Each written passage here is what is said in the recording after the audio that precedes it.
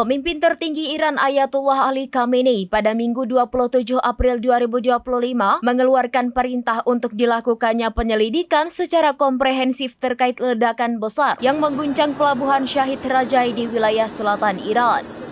Dilansir dari serambijis.com, peristiwa tragis di pelabuhan Iran tersebut dilaporkan telah mengakibatkan sedikitnya 40 korban jiwa dan menyebabkan luka-luka pada lebih dari 1.000 orang. Dalam pernyataan yang disiarkan melalui stasiun televisi nasional, Khamenei menegaskan bahwa aparat keamanan dan pihak kehakiman memiliki tanggung jawab untuk mengusut tuntas kejadian ini. Beliau menekankan pentingnya mengungkap adanya potensi kelalaian maupun tindakan kesengajaan serta menindaklanjuti kasus ini sesuai dengan ketentuan hukum yang berlaku. Ledakan yang terjadi di pelabuhan yang berlokasi dekat dengan jalur strategis Selat Hormuz itu memicu kobaran api yang besar. Hingga lebih dari 1 hari pasca kejadian, api dilaporkan masih belum sepenuhnya padam. Asap tebal yang dihasilkan oleh kebakaran tersebut juga menimbulkan masalah polusi udara di area sekitar pelabuhan.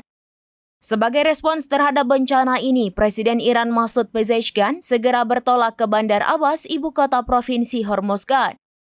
Kunjungan ini dilakukan untuk meninjau secara langsung lokasi terkini di lokasi terjadinya ledakan.